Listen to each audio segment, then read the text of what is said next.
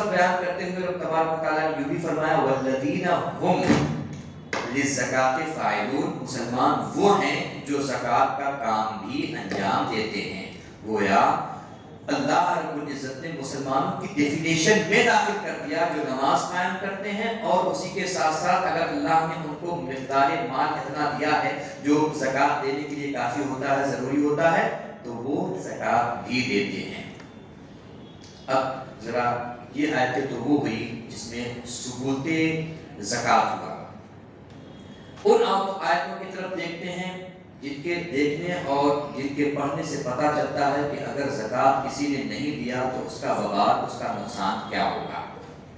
اللہ رب العزت نے ارشاد فرمایا وَلَا يَحْسَبَنَّ الَّذِينَ يَبْخَلُونَ بِمَا آتَاهُمُ اللَّهُ مِنْ فَضْلِهِ هُوَ خَيْرٌ لَّهُمْ بَلْ هُوَ شَرٌّ لَّهُمْ۔ محبوب آپ فرمائیں کہ جو لوگ اپنے مالوں میں بخل سے کام لیتے ہیں، یعنی زکوٰۃ فرض ہے پھر بھی ٹال مٹول اور طرح طرح کی ہیلے بہانے کر کے کسی بھی طرح سے مال بچ جائے، ایسا سوچتے ہیں۔ قرآن کہتا ہے یہ سوچ تو رہے ہیں کہ یہ ان کے لیے بہتر ہے، مال بچ جا رہا ہے، بل ہوا شر لہم، اے محبوب آپ فرما دیجیے یہ ان کے لیے بہت برا ہے۔ کیوں؟ اس لیے کہ اللہ کے محبوب صلی اللہ علیہ وسلم نے ارشاد فرمایا قیامت کے دن یہی مال جو زکوٰۃ کا مال تھا، یہی مال سانپ کی صورت میں لایا جائے گا، اور وہ سانپ جس نے زکوٰۃ نہیں دی تھی اپنے مال کی، اس کے گردن میں لپیٹ دیا جائے گا۔ اللہ رب العزت ہم سب کو صحیح معنوں میں زکوٰۃ کی ادائیگی کی توفیق عطا فرمائے۔ کبھی کبھی ذہن میں یہ آتا ہے، ایک مثال سے سمجھے، کبھی کبھی یہ ذہن میں آتا ہے کہ مال میرا ہے، کمایا میں نے ہے، تو آخر اس کو کیوں نکالیں؟ اس ایک مثال کے ساتھ سمجھیں کہ اللہ تعالیٰ سب کی حفاظت فرمائے، آپ کی ہماری سب کی حفاظت فرمائے۔ ایک مثال دے رہا ہوں، اگر آپ کی انگلی میں تھوڑی سی خراش آئی، مثال کے طور پر، اللہ آپ کی حفاظت فرمائے، اور ٹیٹنس ہو گیا، ٹیٹنس جانتے ہیں، لوہا لگا، ٹیٹنس ہو گیا، ڈاکٹر کے پاس آپ گئے، ڈاکٹر نے کہا کہ آپ کی انگلی میں جو لوہا لگا ہے، ٹیٹنس ہو گیا ہے، اس میں سے کاٹ کے کچھ 2-4 بوند خون نکالنا پڑے گا۔ اب ظاہر سی بات ہے کہیں گے کہ ہماری جان اگر ہے تو جہان ہے، تو آپ کہیں گے ہاں بالکل نکال دو۔ لیکن اگر آپ نے یہ کہا نہیں خون میرا ہے،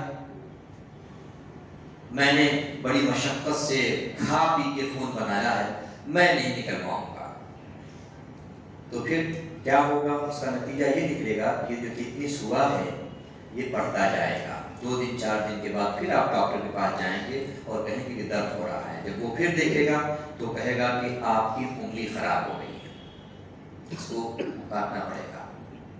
آپ کہیں گے انگلی میری، خون میرا، میں کیوں کٹواؤں، میں ایسا نہیں کر سکتا۔ آپ کہیں کوئی بات نہیں، آپ جائیں۔ کچھ دن کے بعد پھر آپ کا درد بڑھتے بڑھتے بڑھتے یہ آپ کے ہاتھ تک آ جائے گا، اور آپ ڈاکٹر کے پاس جب جائیں گے تو ڈاکٹر کہے گا کہ آپ کا ہاتھ خراب ہو گیا، یا سارا خون جو خراب خون تھا وہ آپ کے ہاتھ تک پہنچ گیا ہے، اور اب آپ کا ہاتھ کاٹے بغیر چارہ نہیں ہے۔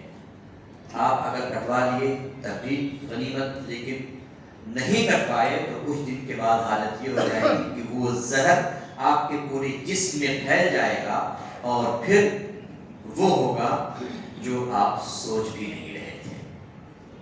ظاہر سی بات ہے اگر زہر پورے جسم میں پھیل جائے تو پھر death, there is no other option, you will pass away۔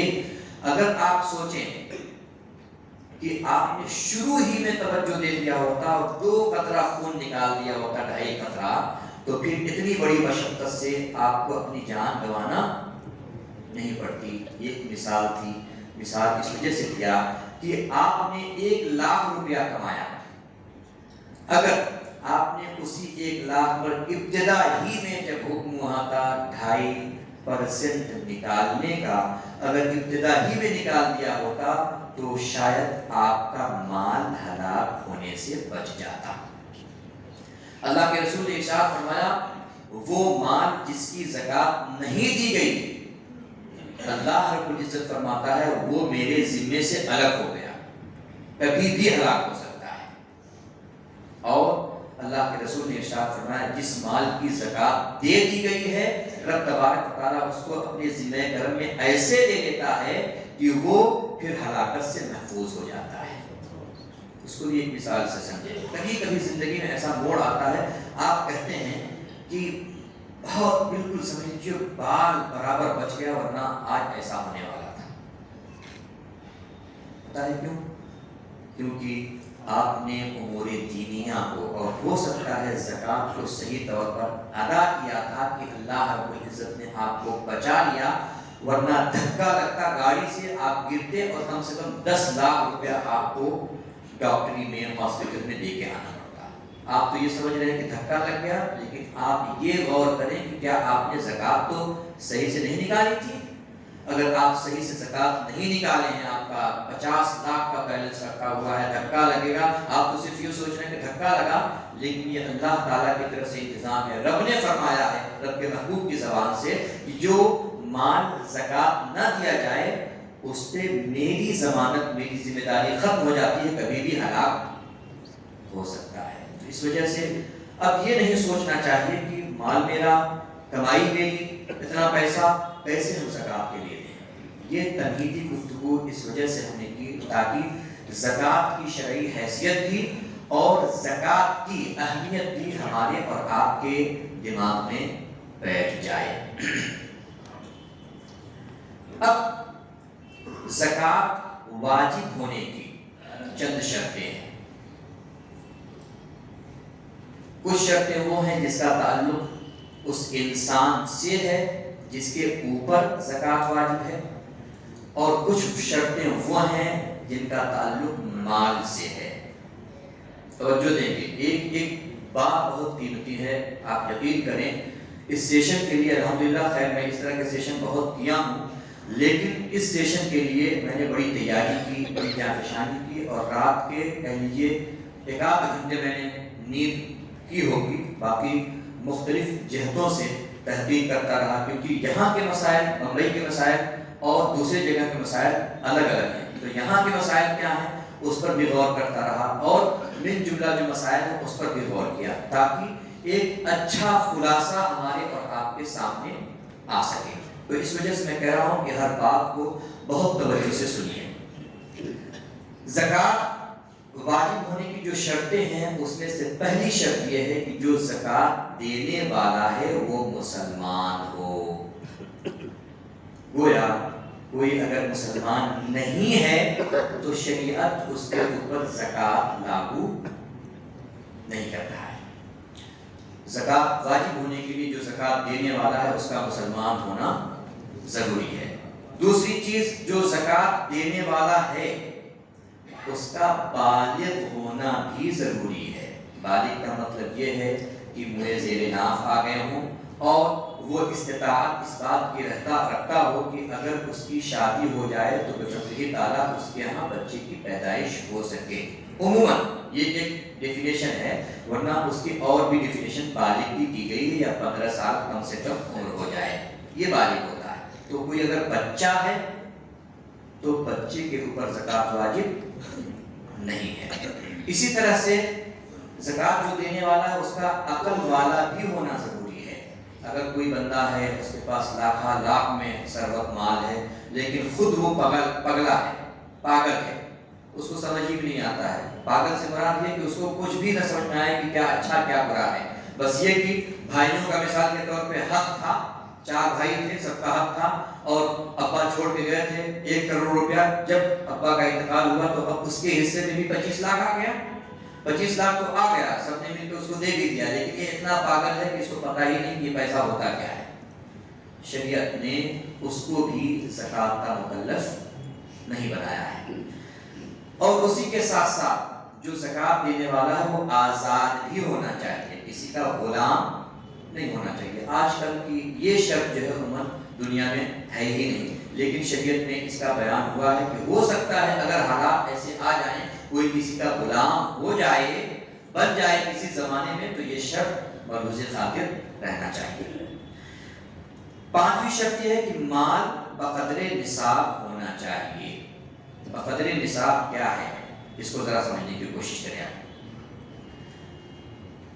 مال آپ کا یا تو 52.5 تولہ چاندی یا 7.5 تولہ سونا یا اتنی قیمت، اتنی مالیت، اتنا مال آپ کے پاس ہو جس کی قیمت 7.5 تولہ سونا یا 52.5 تولہ چاندی کے برابر ہو جائے، تو پھر گویا یہ نصاب کے مقدار میں مال ہو گیا. ابھی اس پر بھی تفصیل میں آتا ہوں، تھوڑی تحقیق الحمدللہ کی ہے، اس میں تفصیل میں آتا ہوں، لیکن ابھی چونکہ شرطیں بیان ہو رہی ہیں شرط سن لیں. مال کا بقدر نصاب بھی ہونا، اور نصاب کیا ہے؟ 52.5 تولہ سونا یا 52.5 تولہ چاندی یا 7.5 تولہ سونا، یا اگر سونا چاندی نہیں ہے تو ان دونوں میں سے کسی کی قیمت بھر آپ کے پاس پیسہ ہو تو پھر آپ کے اوپر زکوٰۃ واجب ہو جائے گی. لیکن اور دوسری شرطیں بھی نگاہ کے سامنے ہونا چاہیے. اور ایک دوسری شرط یہ ہے کہ پورے طور پر اس مال کا مالک بھی ہونا. اس مال کا آپ مالک ہیں، اس مال کے آپ مالک ہیں. ایسا نہیں کہ ٹھیک ہے اگر اس نے کسی نے آپ کو دیا تو ہوگا، نہیں دیا تو نہیں ہوگا. نہیں، یہ آپ کا ایگزیکٹ آپ ہی کا ہونا چاہیے، آپ کے قبضے میں ہو. قبضے سے مراد یہ کوئی ضروری نہیں کہ آپ کے ہاتھ میں ہو، بلکہ یہ کہ جب چاہیں آپ اس پیسے کو چاہے بینک سے نکال کے جب چاہیں آپ یوز کر سکتے ہو، آپ کو اختیار کلی ہو، تو گویا آپ اس مال کے پورے طور پر مالک ہیں. ساتویں شرط یہ ہے کہ نصاب کا دین سے فارغ ہونا. نصاب کا دین سے فارغ ہونے کا مطلب یہ ہے کہ جو مقدار شریعت نے بیان کی ہے زکوٰۃ واجب کرنے کے لیے، اتنا تو آپ کے پاس ہے، لیکن آپ کے اوپر اتنا زیادہ قرض ہے کہ اگر اس قرض کو دیکھا جائے تو جو پیسہ آپ کے پاس ہے وہ کم پڑ جائے گا. ایک مثال، زکوٰۃ یوں مان کے چلیں، ایک ایگزامپل کے طور پر کہ 35,000 پر زکوٰۃ واجب ہوتی تھی اور 35,000 وہ آپ کے پاس ہے ہی، لیکن کسی چیز کے لیے، کسی کام کے لیے، کسی ضرورت کے لیے آپ نے کسی سے 50,000 روپیہ ادھار لیا ہوا ہے. تو اس کا مطلب یہ ہے کہ آپ قرض میں ہیں. یہ اور بات ہے کہ آپ کے پاس مال ہے لیکن یہ مال نصاب سے دین سے فارغ نہیں ہے، قرض سے فارغ نہیں ہے. تو اب یہ بھی ذہن میں رکھیں کہ اگر آپ صاحب نصاب ہو بھی رہے ہیں تو آپ اپنے قرض کا بھی حساب لے لیں. اگر قرض آپ کا نصاب سے بڑھ جائے تو ایسی صورت میں، یا نصاب کے برابر ہو جائے تو ایسی صورت میں آپ کے اوپر زکوٰۃ واجب نہیں ہے. حاجت اصلیہ سے بھی فارغ ہونا. حاجت اصلیہ کیا ہے؟ حاجت اصلیہ یہ ہے وہ چیزیں زندگی گزارنے میں جن کی طرف آدمی کو ضرورت ہوتی ہے، احتیاج ہوتی ہے. مثال کے طور پر آج کے زمانے میں آپ کہیں کام کرنے جا رہے ہیں، آپ کو گاڑی کی ضرورت ہے. آپ اپنے گھر میں رہنا چاہتے ہیں، آپ کے لیے گھر کی ضرورت ہے. تو یہ گاڑی، یہ گھر، یہ ایسی ضرورت کی چیزیں کہ بغیر اس کے آپ کا کام نہیں چل سکتا، وہ حاجت اصلیہ میں آتی ہیں. اور حاجت اصلیہ سے فارغ ہونا بھی ضروری ہے، تب جا کر آپ کے اوپر زکوٰۃ واجب ہوگی. ایک 9ویں اور آخری شرط یہ ہے کہ مال کا، جو مال آپ کے پاس ہے، مال کے اندر بڑھنے کی صلاحیت ہو. بڑھنے کی صلاحیت سے مراد یہ ہے کہ آپ کے پاس 50,000 روپیہ ہے، اگر آپ چاہیں تو اس کو کہیں یوز کر دیں تو کل وہی 50,000 آپ کو 60,000 دے گا، 70، 80، 1 لاکھ دے گا. تو یہ مال کے اندر بڑھنے کی بھی صلاحیت مانی گئی، چاہے حقیقتاً بڑھے کہ 50,000 ہو گیا، یا حکماً بڑھے. حکماً بڑھنا سونے اور چاندی میں ہوتا ہے. یہ اور بات ہے کہ سونے اور چاندی دیکھنے میں تو نہیں بڑھتے ہیں، بھئی 5 گرام تھا تو وہ 5 ہی گرام ہے، لیکن آج 5 گرام کی قیمت 50,000 ہے مثال کے طور پر، اور کل اسی 5 گرام کی قیمت 55,000 ہو گئی. تو اب دیکھیں یہ حکماً بڑھ گیا. تو مال کا نامی ہونا بھی ضروری ہے۔ اور ایک چیز میں نے اور بیان کرنا ہے وہ یہ کہ سال بھی اس مال پر گزر گیا ہو۔ آپ کے پاس مثال کے طور پر 50,000 روپے ہیں، آپ نے فکس کر رکھا ہے، اب ایک سال پورا اس پر گزر گیا تو اب ایسی صورت میں اس پر زکوٰۃ واجب ہے۔ ایسا نہیں کہ آج آپ کے پاس 50,000 آیا اور کوئی کہتے نہیں آپ کو 50,000 تمہارے پاس آ گئے تو اس کے مالک کو ساری شرطیں پائی جا رہی ہے، ایسا نہیں ہے، بلکہ جب سال اس پر گزر جائے تب جا کر آپ کے اوپر زکوٰۃ کا دینا واجب قرار پائے گا۔ یہ وہ شرطیں ہیں جو زکوٰۃ واجب کرنے کے لیے کسی انسان کے لیے یا مال کے لیے ضروری ہے۔ جب تک یہ شرطیں نہ پائی جائیں تب تک زکوٰۃ واجب نہیں ہوتی۔ یہ ساری چیزیں سمجھ میں آ گئی؟ اب ایک چیز اور دیکھیں، اور یہیں سے پھر بہت سارے مسئلے آپ کے حل ہونا شروع ہو جائیں گے۔ یہ تو شرطیں تھیں جن کا جاننا ضروری ہے، بغیر اس کے زکوٰۃ کے تعلق سے آپ ساری باتیں سمجھ نہیں پائیں گے۔ زکوٰۃ دینے کے لیے نیت کا ہونا شرط ہے۔ مثال کے طور پر، اور نیت کے لیے کوئی ضروری نہیں کہ نیت کی میں زکوٰۃ دوں زبان سے آپ کہیں، ایسا کوئی ضروری نہیں۔ نیت دل کے ارادے کا نام ہے، اور جس کو دیا جانا ہے اس کو اس مال کا مالک بنا دینا بھی ضروری ہے۔ جس کو دے رہے ہیں آپ اس کو اس کا مالک بنا دیں، اور وہ مالک بننے کی صلاحیت بھی رکھتا ہو، تب جا کے آپ کی زکوٰۃ ادا ہوگی۔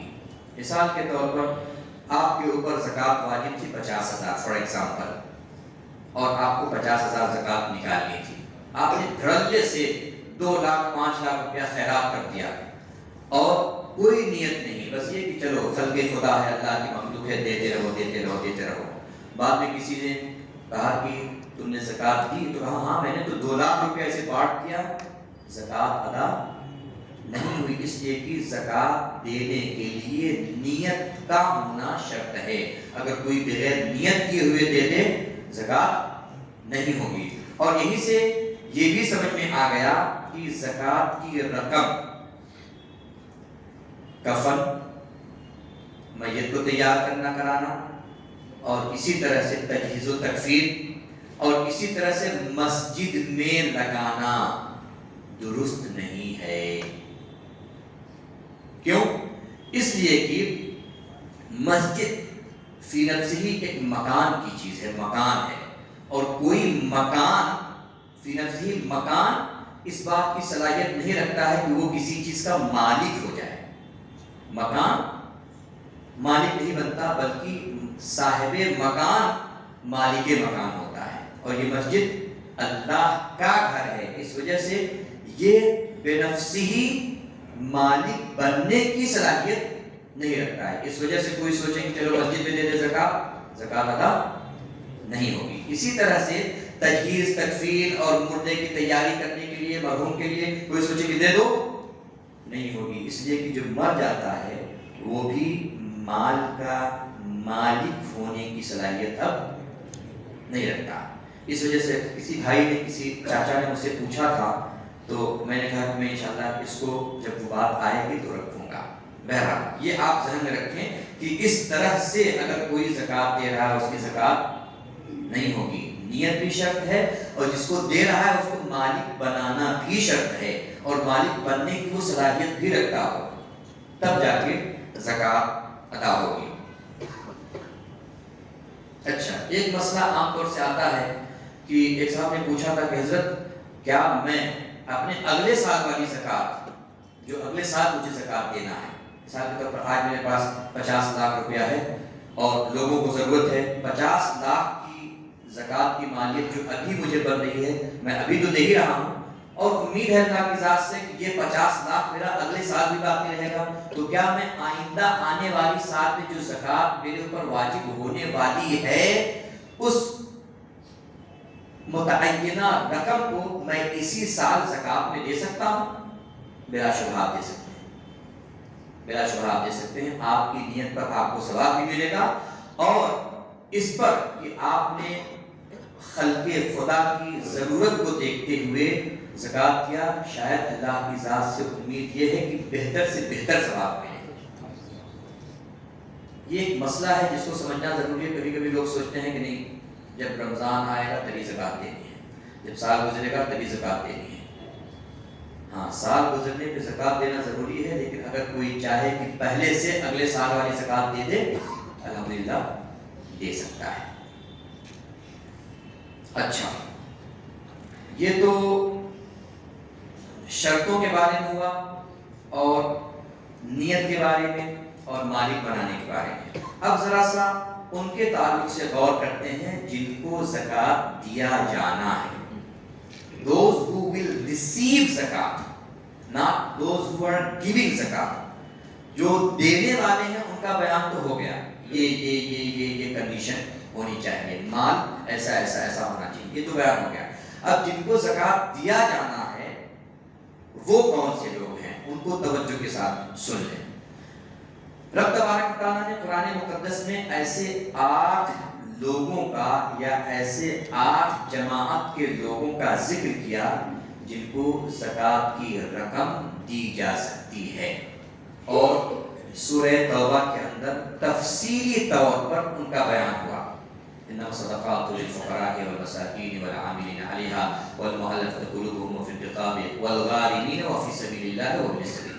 8 لوگوں کا ذکر ہوا، لیکن چونکہ دور حاضر میں وہ سب کے سب 8 لوگ پائے بھی نہیں جاتے ہیں، اور ان 8 طرح کے لوگوں کو زکات دیا بھی نہیں جاتا ہے۔ اس وجہ سے ہمیں سمجھنا ہے کہ وہ کون کون سے لوگ ہیں جن کو آج کے زمانے میں زکات دیا جا سکتا ہے۔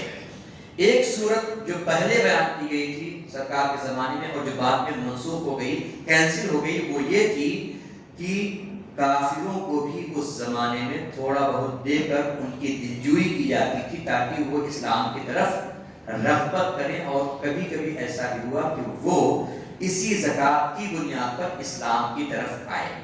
لیکن اللہ کے رسول صلی اللہ علیہ وسلم کے زمانے میں ہی یہ قانون منسوخ ہو گیا، اور دوسری آیت کریمہ میں ارشاد فرمایا گیا مسلمانوں کا مال صرف مسلمانوں ہی میں تقسیم کیا جائے گا، زکات کی رقم کسی کو نہیں دے سکتے۔ اگر تمہیں کچھ اور کسی کی خیر خواہی کرنا ہے تو اللہ رب العزت نے دوسرے طریقے دیے ہیں۔ مثال کے طور پر تم ایسے ہی صدقہ کر دو، للہ دے دو، بس عطیہ کر دو، ہبہ کر دو، گفٹ کر دو، یہ ساری صورتیں ہو سکتی ہیں، لیکن زکات نہیں دی جا سکتی۔ تو یہ کافروں کا معاملہ اور تالیف قلب کے لیے جو دیا جانا تھا وہ تو ختم ہو گیا، ان کو زکات نہیں دی جائے گی۔ سرکار کے زمانے میں اور اس کے بعد بھی تقریباً 400 500 600 سال تک سلطنت اسلامیہ قائم تھی، اور سلطنت اسلامیہ کا ایک نمائندہ ریپرزنٹیٹیو کیا کرتا تھا، وہ بادشاہ کی طرف سے متعین ہوتا تھا، وہ گھوم گھوم کر سب طرف جاتا تھا اور زکات کی رقم وصول کر کے لے کر آتا تھا۔ ابتدائی اسلام نے اس کو بھی فی نفسی اس کو بھی زکات کی رقم دینے کی اجازت دی تھی۔ وہ زکات وصولنے جا رہا ہے، ظاہر سی بات اس کا اور کوئی کام تو ہے نہیں، اگر وہ زکات وصولے گا تو اپنے بیوی بچوں کو کھلائے گا کیسے؟ تو شریعت نے اجازت دی تھی کہ جو وصول کر لے آ رہا ہے، لیکن آج کل کے زمانے کے جو چندہ کرنے والے ہیں ان کے اوپر یہ چیز نہیں آتی، کیونکہ آج نہ تو کوئی بادشاہ اسلام ہے اور نہ ہی بادشاہ اسلام نے اس کو صرف اسی کے لیے خاص کیا ہے کہ جاؤ تم چندہ مانگ کر لے آؤ۔ تو مسجد اور مدرسے والے جو لوگ آتے ہیں ان کو فی نفسی انہی کو زکات کی رقم دے کہ یہ آپ کو میں دے رہا ہوں، یہ زکات آپ رکھیں، اس وقت تک یہ جائز نہیں ہے جب تک کہ وہ خود فقیر نہ ہو، مسکین نہ ہو، یعنی وہ ان لوگوں میں سے نہ ہو، اس کی حیثیت ایسی نہ ہو جس کو زکات دیا جا سکتا ہو۔ 2 ہو گئے۔ تیسرا، اس زمانے میں لوگ غلام ہوا کرتے تھے، فلاں کا 10 غلام ہے، 10 20 غلام اس کا ہے، مسلمان بھی غلام ہوا کرتے تھے۔ تو شریعت نے یہ اجازت دی تھی کہ اگر کوئی غلام ہے کسی کا تو یہ اجازت ہے کہ مال دے کر زکات کا مال کوئی بھی اس غلام کو دے دے، وہ غلام اپنے مالک کو وہ رقم دے دے، اور مالک کی طرف سے یہ فکس رہتا تھا کہ اگر مجھ کو مثال کے طور پر 5000 درہم یا دینار یا روپیہ دے دے تو میں تم کو آزاد کر دوں گا۔ اس زمانے میں یہ ہوتا تھا۔ تو اس زمانے میں یہ جائز تھا کہ کسی غلام کو متعینہ مقدار تک دے دیا جائے تاکہ وہ مالک کو دے کر آزاد ہو جائے۔ اس زمانے میں یہ جائز تھا، لیکن آج کے زمانے میں کوئی کسی کا غلام نہیں ہے، اس وجہ سے یہ صورت بھی ختم۔ تو اب اس طرح سے 8 لوگ ہوتے تھے جن کو زکوٰۃ دیا جانا تھا، جن میں سے ایک تو وہ جو بادشاہ اسلام کی طرف سے متعین ہوتا تھا وہ بھی، دوسرا وہ جو غلام ہوتا تھا وہ بھی، اور تیسرا وہ جو کافر کا دل رکھنے کے لیے جاتا تھا وہ۔ یہ 3 لوگ ایسے تھے جو ابتدائی اسلام میں جن کو زکوٰۃ کی رقم دی جاتی تھی، لیکن آج کے زمانے میں ان تینوں کا وجود نہیں ہے، یا اگر ہے بھی تو ان کو زکوٰۃ کی رقم نہیں دی جائے گی۔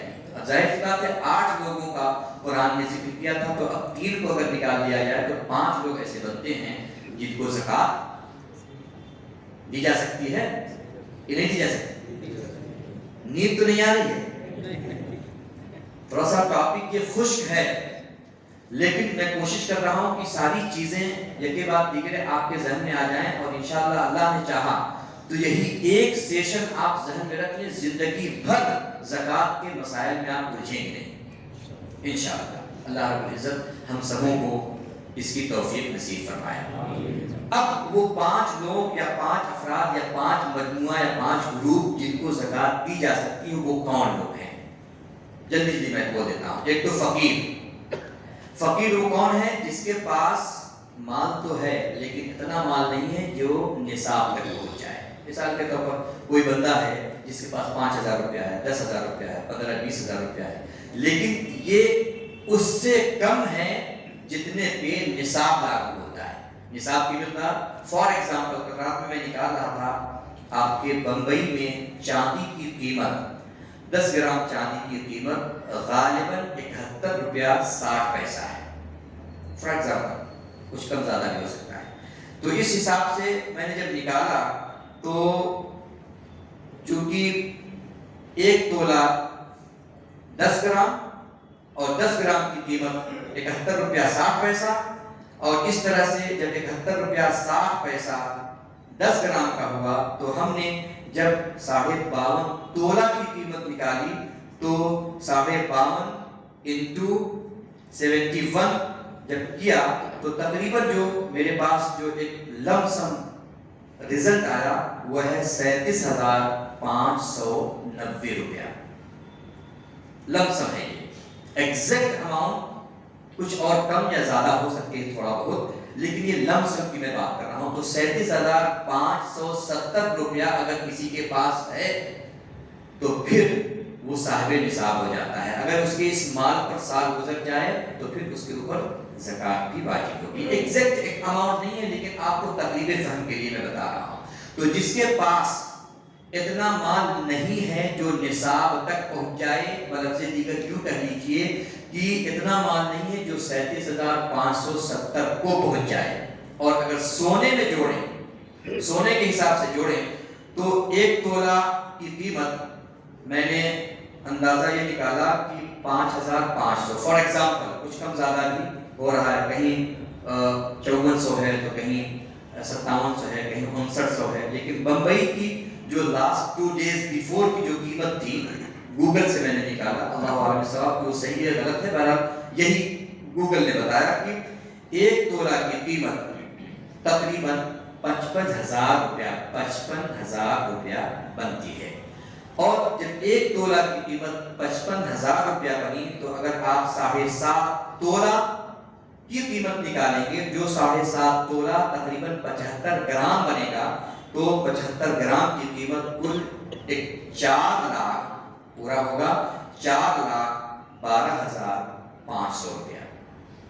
ٹھیک ہے، تو یہ تو ایک تقریب کے لیے کہ 1 تولہ برابر 10 گرام اور 10 گرام کی قیمت 55,000، تو پھر 7.5 تولہ کتنا ہو جائے گا؟ 75 گرام۔ 75 گرام کی قیمت کتنی؟ 4,12,500۔ تو اگر کسی کے پاس سونا ہے تو 4,12,500 پہنچ جائے، چاہے سونا ہو 7.5 یا یہ کہ سونے کی قیمت یعنی 4,12,500، یا اگر سونا کی قیمت تک نہیں پہنچ رہا ہے، چاندی کی قیمت تک بھی پہنچ رہا ہے 37,590 روپیہ، تو ایسی صورت میں وہ صاحب نصاب مالک نصاب ہو جاتا ہے۔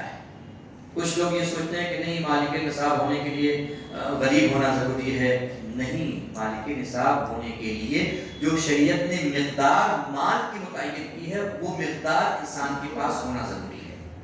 اب اگر آپ یہ سمجھ گئے تو آپ سمجھ سکتے ہیں کہ فقیر کون ہوتا ہے جس کو زکوٰۃ دیا جانا ہے۔ فقیر وہ ہوتا ہے، وہ 5 لوگ جن کو آج کے زمانے میں زکوٰۃ دی جا سکتی ہے، وہ ہوتا ہے فقیر جس کے پاس 37,590 روپے سے کم پیسہ موجود ہو، وہ فقیر ہوتا ہے۔ یا اگر سونے کا حساب لگائیں تو فقیر وہ ہوتا ہے جس کے پاس 4,12,500 سے کم روپیہ ہوتا ہے۔ لیکن یہ یاد رہے کہ زکوٰۃ دینے کے سلسلے میں وہ مقدار دیکھی جاتی ہے جو کم سے کم ہو۔ تو یہ نہیں چلے گا کہ نہیں ہم تو سونا والا دیکھیں گے تاکہ پہنچ ہی نہ پائے زکوٰۃ تک۔ لوگ ہیلا بہانہ کرتے ہیں، یہ حقیقت ہے، ہیلا بہانہ کرتے ہیں۔ ایک بھائی نے بتایا کہ ایک صاحب کیا کرتے ہیں، کچھ لوگ کیا کرتے ہیں کہ سال گزرنے سے پہلے ہی سارا مال اٹھا کر فلاں کو دے دیا، تم رکھو یہ تمہارا مال ہو گیا۔ ٹھیک ہے، کیونکہ سال گزرنا ضروری ہے، ابھی سال نہیں گزرا اٹھا کے سارا مال اس کو دے دیا، اور ابھی ادھر سے سال نہیں گزرا اس نے اٹھا کے پھر اس کو دے دیا۔ تو حولان حول کی جو شرط تھی سال گزرنا نہیں پایا گیا، اس وجہ سے زکوٰۃ واجب نہیں ہو رہی ہے۔ یہ ان کی سوچ ہے، لیکن آپ سوچیں یہ دھوکہ آپ کس کو دے رہے ہیں؟ یہ دھوکہ آپ کس کو دے رہے ہیں یا ہم کس کو دے رہے ہیں؟ یہ دھوکہ دراصل ہم اپنے آپ کو دے رہے ہیں۔ میں بارہا عرض کرتا ہوں، پھر بھی عرض کرتا ہوں کہ ترکیہ کا ایک واقعہ پوری امت کو جھنجھوڑ دینے کے لیے کافی ہے کہ only 45 seconds of earthquake has been destroying everything, detected everything. ساری جمع پوجی سب ختم کر کے رکھ دیا۔ 45 سیکنڈ کا زلزلہ سب کچھ ختم ہو گیا۔ جو لوگ کل تک کئی کروڑ کی مالیت کے مالک تھے، آج ان کی حالت یہ ہو گئی تھی کہ لوگوں سے روٹیاں ایک روٹی مانگ رہے تھے۔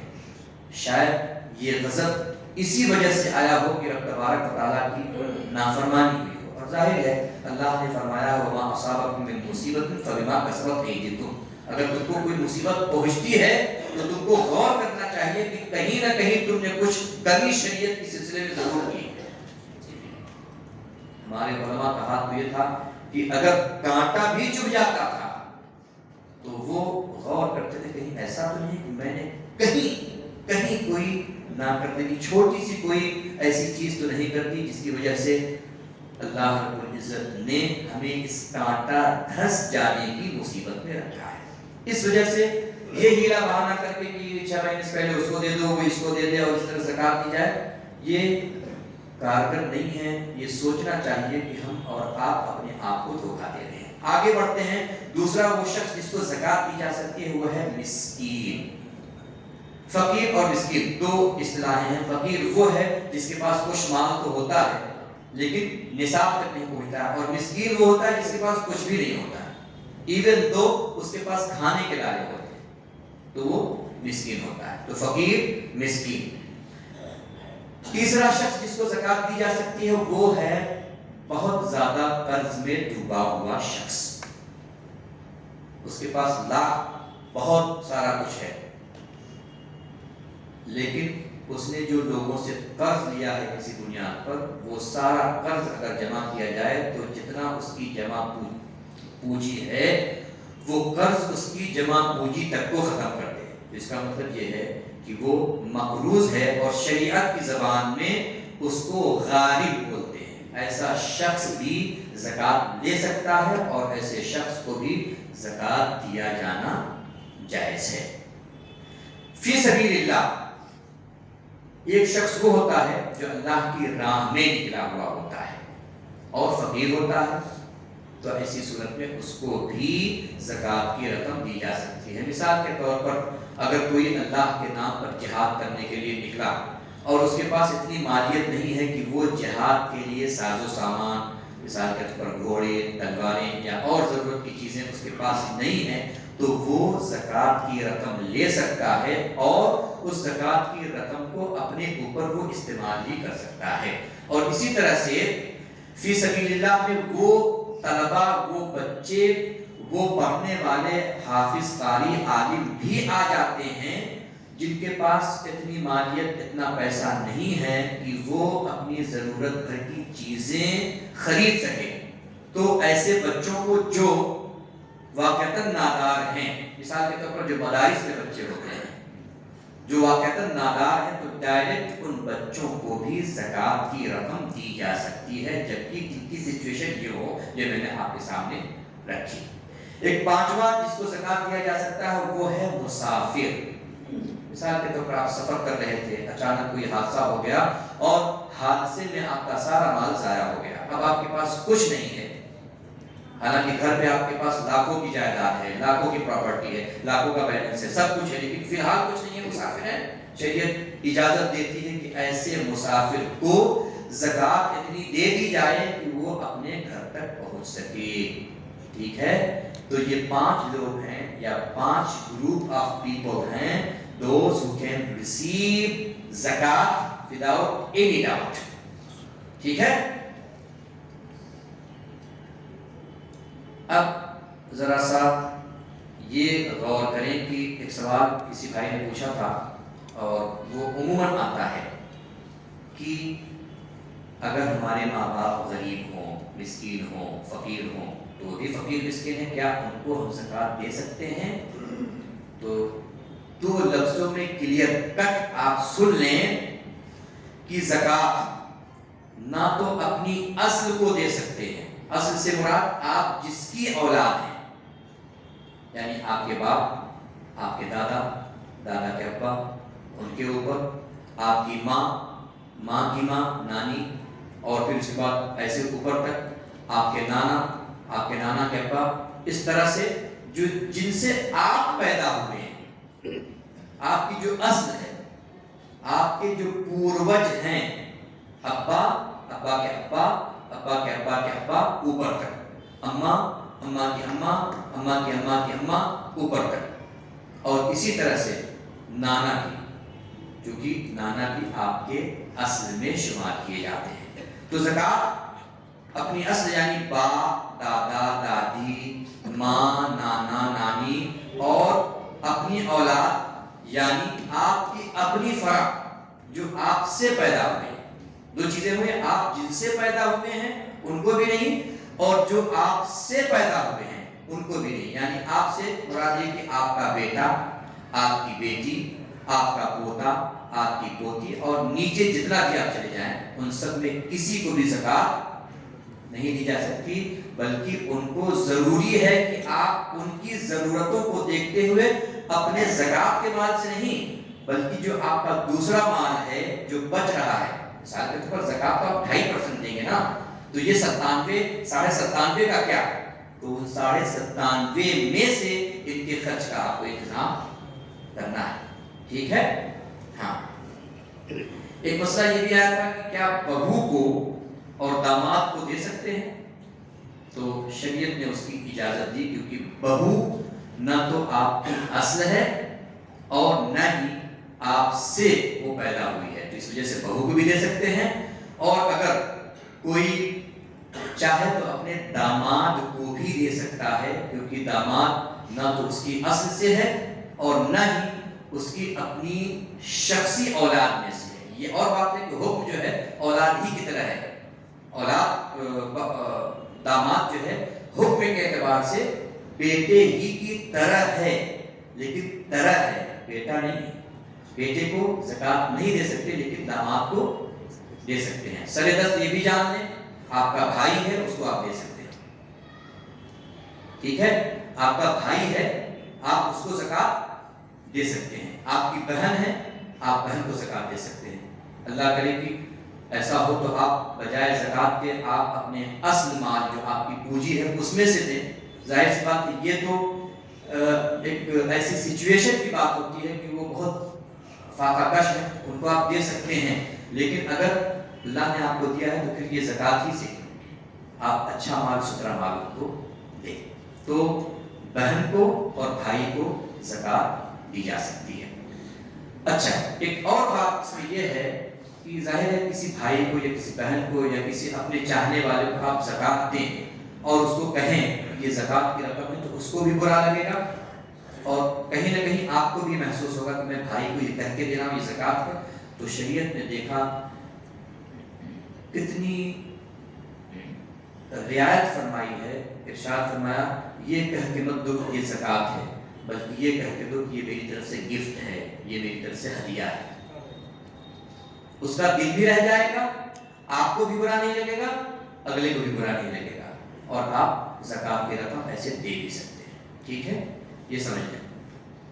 عورت شوہر کو اور شوہر عورت کو بھی زکوٰۃ نہیں دے سکتے, ورنہ ساری اٹھا کے, ہے کہ نہیں, سمجھ گئے آپ, پتا چلا کہ وہ اگلی بار شوہر پہلے ادھر تو شوہر نے عورت کو دیا, سب اٹھا کے اس کو دے دیا.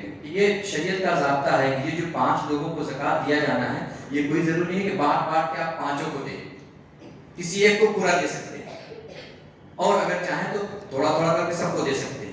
ٹھیک ہے, تو ایسا نہ ہو کہ جو میں نے بتایا کہ مرد عورت کو دے سکے, عورت مرد کو سے, تو پھر ایسا ہو جائے گا کہ کوئی کسی کو زکوٰۃ دے گا ہی نہیں. تم مجھے حاجی کہو, میں تمہیں حاجی کہوں, حاجی اور حجی نے اپنا سارا کام کر لیں گے, ساری زکوٰۃ گھر میں. اس وجہ سے شریعت نے اس پر پہلے سے روک لگا دی, اور شوہر بیوی کو, بیوی شوہر کو زکوٰۃ نہیں دے سکتے. ایک مرتبہ دوسرے پاک پڑھیں. صلی اللہ علیہ وسلم.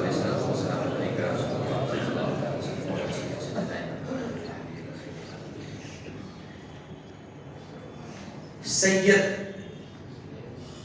جو رسول پاک صلی اللہ علیہ وسلم کی نسل سے ہوں, سیدہ فاطمہ الزہرا, سیدنا علی المرتضیٰ مولائے کائنات, بنو ہاشم سے جن کا تعلق ہو اور سرکار کی نسل آج تک چلی آ رہی ہے, فرمایا گیا ان کو بھی زکوٰۃ نہیں دی جا سکتی. کیوں؟ پہلی بتا دیا گیا کہ زکوٰۃ کی رقم دراصل ایک طرح کا میل ہے, مال کا میل ہے, اور کسی سید کو جو رسول کی نسبت رکھتا ہو اس کو میل دینا اچھا نہیں. اس وجہ سے شریعت نے سرے سے ہی منع کر دیا کہ ان کو نہیں دینا ہے. ہاں, اگر تم کو لگتا ہے کہ اللہ کے رسول کے خاندان میں کچھ دو تو پھر تم میل سے کیوں, 97 کے کا جو حساب ہے اس میں سے دو, تاکہ ان کا بھی دل بھرے. اور ایسے ہی کسی سید کے غلام کو بھی نہیں دیا جا سکتا, کیونکہ وہ سید کی غلامی پہ رہنے کی وجہ سے ان کا بھی مرتبہ بلند ہے. یہی وجہ ہے کہ آقا کے جو صحابہ ہیں, سرکار کی غلامی میں رہنے کی وجہ سے وہ بھی ہماری نگاہوں کا نور, ہمارے سروں کا تاج ہے. ورنہ سوچیں آپ, حضرت بلال, صحیح معنوں میں اگر دیکھیں تو حضرت بلال کی حیثیت کیا تھی؟ اسلام لانے سے پہلے ان کی حیثیت دیکھ لیجئے, اور اسلام لانے کے بعد سرکار کے ساتھ رہنے کے بعد ان کی حیثیت دیکھ لیجئے. اگر یہ وقار ملا ہے تو آقا صلی اللہ علیہ وسلم کے قدموں سے وابستہ ہونے کی وجہ سے ہے. اس وجہ سے سید کے غلام کو بھی زکوٰۃ نہیں دی جا سکتی. اچھا, اب زکوٰۃ دینے میں بھی یہ فرمایا گیا کہ اگر ہو سکے تو سب سے تمہارے جو پہلے قریبی ہیں, جو غریب ہیں, مثال کے طور پر بھائی ہیں, بہن ہیں, پھر رشتہ دار ہیں, سب سے پہلے ان کو تلاش کرو, ان کو دو. اب ان کو کچھ دے دیا, اب جو تمہارے علاقے کے جو ہیں ان کو دو, پھر آگے بڑھتے رہو, اور اگر اللہ نے توفیق دی ہے تو پھر چاہے جس کو دو, جو حقدار ہے ان کو دو, لیکن ابتدا یہاں سے شروع کرو. ان کو پہلے تمہارے خاندان جو بھائی ہیں, بہن ہیں, اور جو عزیز ہیں, غریب فقیر مسکین, ان کو دو. یہ تو ہو گیا. اب جو ہے دیکھیں, ایک فارمولا میں بتا دیتا ہوں کہ زکوٰۃ نکالا کیسے جانا ہے, اور پھر انشاءاللہ میں کچھ اور نئے پوائنٹس ہیں ان کی طرف آتا ہوں. زکات ادا کرنے کا نسخہ یوں ہے کہ پہلے آپ سال میں کوئی ایک مہینہ متعین کر لیں کہ ہمیں زکات اسی مہینے میں نکالنی ہے، کیونکہ سال میں ایک بار زکات دینا فرض ہے۔ ایک مہینہ آپ بنا لیں، چلے سبحان اللہ رمضان ہی کا مہینہ بنا لیں، کیوں؟ اس لیے کہ رمضان میں 1-2 پہ ثواب 70 کا پاؤ گے، تو اسی لیے شاید رمضان ہی میں اس چیز کی ایجاد کرتے اور ماشاءاللہ پوری دنیا میں زیادہ تر زکات رمضان ہی میں نکالی جاتی ہے۔ رمضان کا مہینہ آپ متعین کر لیں کہ اسی میں ہم کو زکات دینا ہے۔ ایک چیز ظاہر ہے یہ مال جو ہے نا یہ آتا جاتا رہے گا، کہ ابھی رمضان آیا، رمضان کے بعد پھر شوال میں آپ کے پاس کچھ مال آ گیا، کچھ گیا، پھر ذوالقعدہ میں، ذوالحجہ میں کچھ آ رہا ہے، کچھ جا رہا ہے، کچھ آ رہا ہے، کچھ جا رہا ہے، آپ کہاں تک روزانہ حساب کرتے بیٹھے رہیں گے کتنا آیا کتنا گیا؟ اس وجہ سے شریعت نے آپ کو یہ اجازت دی ہے کہ آپ ایک مہینہ متعین کرنے کہ اسی مہینے میں مال نکالوں گا، اور کوشش یہ کریں کہ ایسا مہینہ متعین کریں جس مہینے میں آپ کے پاس زیادہ مال آتا ہو، اور تاکہ آپ زیادہ سے زیادہ زکات دے سکیں۔ ٹھیک ہے، مثال کے طور پر جو حفاظ ہیں، جو قراء ہیں، جو علماء ہیں، اللہ تبارک و تعالیٰ ان کو رمضان میں زیادہ نوازتا ہے، تو کوشش یہ کریں وہ کہ رمضان میں نکالیں تاکہ آپ کے ذریعے سے دوسرے لوگوں کا بھی زیادہ بھلا ہو سکے، ورنہ کسی اور مہینے میں بھی نکال سکتے ہیں۔ مہینہ آپ نے پکڑ لیا، پھر آپ دیکھیں کہ آپ کے پاس سونا کتنا ہے، اس کی ویلیو مارکیٹ میں اس وقت کتنی ہے۔ جو آپ نکال رہے ہیں زکات، اس میں یہ ضروری ہے کہ اس وقت کرنٹ ویلیو اس کی کیا ہے۔ ایسا نہیں کہ 10 سال پہلے آپ نے سونا لیا تھا، اس کی قیمت تھی 10,000 پر گرام، اور آج پر گرام اس کی قیمت 1,000 تھی، اور آج پر گرام اس کی قیمت 10,000 یا اس سے زائد ہے، تو آپ زکات نکالنے کے سلسلے میں سوچیں کہ نہیں ہم نے تو 10 سال پہلے لیا تھا وہی قیمت سے ہم زکات نکالیں، نہیں، جو کرنٹ ویلیو ہے آج گولڈ کی اس کو آپ نکالیں۔ مثال کے طور پر میں نے آپ کو ایگزامپل دیا کہ آج 1 تولہ سونے کی قیمت 5,500 ہے، تو آپ کے پاس کتنا سونا ہے، جتنا بھی سونا ہے آپ اس کا پورا حساب نکال کر بنا لیں کہ اس کی ویلیو مثال کے طور پر 10 لاکھ روپیہ بن رہی ہے۔ ٹھیک ہے، اس کو آپ نے کر لیا۔ پھر اس کے بعد آپ آ جائیں کہ آپ کے پاس چاندی کتنی ہے، اور چاندی جتنی بھی ہے آج کے حساب سے اس کی ویلیو آپ نکال لیں، آج کے حساب سے اس کی ویلیو مثال کے جو بھی بنے ویلیو نکال کے اس کی قیمت بھی آپ اپنے پاس بنا کر رکھیں۔ پھر آپ کے پاس نقدی کتنی ہے، سونا ہے، چاندی ہے، پھر نقدی کتنی ہے۔ نقدی سے کوئی ضروری نہیں کہ آپ کے ہاتھ میں بالکل ہو تبھی، بلکہ جو بینک میں آپ کا پیسہ رکھا ہوا ہے وہ بھی نقدی ہی میں آئے گا، کیونکہ آپ اس بات کے مختار ہیں کہ جب چاہیں اس کو آپ لے سکتے ہیں، کچھ شرطوں کے ساتھ۔ کبھی کبھی بینک والے منع کرتے ہیں، لیکن آپ اگر چاہیں تو کچھ شرطوں کے ساتھ سارا مال اپنا لے سکتے ہیں۔ تو نقدی کتنی ہے اس کو آپ اس کی ویلیو بھی اپنے پاس رکھ لیں۔ پھر یہ دیکھیں، چوتھی چیز یہ دیکھیں کہ آپ نے کتنے لوگوں کو قرض دیا ہوا ہے۔ توجہ دیں، جو آپ نے قرض کسی کو دیا ہے نا اس کے اوپر بھی زکات ہے، یاد رکھیں۔ یہ نہیں چلے گا کہ نہیں وہ تو میں نے قرض دے دیا وہ تو میرے پاس ہے نہیں، قرض دیا ہے اس کی بھی زکات ہے۔ تو جتنا قرض دیا ہے اس کی بھی ویلیو آپ اپنے پاس رکھ لیں۔ 4 چیز ہو گئی۔ 5ویں چیز، آپ کے پاس تجارت کا مال ہے، گراؤنڈ میں پورا بھرا ہوا ہے، کتنی قیمت ہے، مثال کے طور پر 5 لاکھ کا سامان آپ کے پاس رکھا ہوا ہے گراؤنڈ میں، تو وہ رکھ لیا آپ نے۔ اب یہ 5 چیزیں جمع کر لیں، میرے ساتھ بول لیں، سونا اس کی ویلیو نکال لیں، چاندی کی ویلیو نکالیں، ٹھیک ہے، نقدی کتنا ہے اس کو بھی نکال کر رکھ لیں، کتنا قرض دیا ہے اس کو بھی جوڑ کر رکھ لیں، اور آخر میں تجارت کا جو مال آپ کے پاس رکھا ہوا ہے اس کی ویلیو کتنی بنتی ہے۔ ٹھیک ہے، ایک موٹا حساب یوں رکھ لیں کہ آپ کے پاس 5 لاکھ کا سونا، 5 لاکھ کی چاندی، 5 لاکھ آپ کے پاس نقدی، اور 5 لاکھ آپ نے قرض دیا ہوا ہے، اور 5 ہی لاکھ آپ کے پاس بطور تجارت کا مال رکھا ہوا ہے. تو اس طرح سے کل کتنے ہو گئے؟ 25 لاکھ ہو گئے. اب 25 لاکھ کی جو بھی زکوٰۃ بن سکتی ہو 25 کو 2.5 سے 2.5 میں کیلکولیٹ کر کے جتنی بھی اس کی قیمت بن رہی ہو اراؤنڈ 7.5 سمتھنگ 62,500 6,250 اچھا 62,000 سوری سو 62,500 سمتھنگ. تو آپ کے پاس 25 لاکھ تھا. 25 لاکھ کے حساب سے جو بھی بن رہا ہے 62,000 سمتھنگ جو بھی اس کو آپ نکال دیں. یہ آپ کا زکوٰۃ کا پورا معاملہ ہو گیا. اب بتائیں اس میں کوئی شک شبہ رہ گیا؟ اب کوئی ایسی چیز رہے گی کہ آپ کو سوچنا پڑے گا کہ اس کی زکوٰۃ دے کے نہ دے؟ ابھی کچھ چیزیں اور ہیں اس پہ بھی ہم آ رہے ہیں تاکہ اور سارے ڈاؤٹس کلیئر ہو جائیں.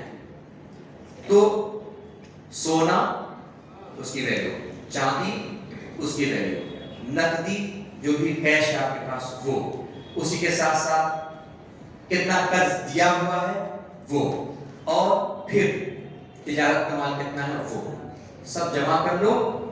جمع کر کے جو بھی بن رہا ہے اس کی آپ کو زکوٰۃ دینا ہے. لیکن ایک چیز اور دھیان رکھیں، بنا آپ کا 25 لاکھ لیکن آپ نے خود بھی کسی سے 5 لاکھ ادھار لیا ہوا ہے. تو جو آپ نے ادھار لیا ہے آپ کی جو مجموعی رقم آ رہی ہے اس میں سے مائنس کرتے ہیں تو ہو گیا آپ کے پاس 20 لاکھ. تو اب آپ کو 20 لاکھ روپے پر زکوٰۃ دینی ہے.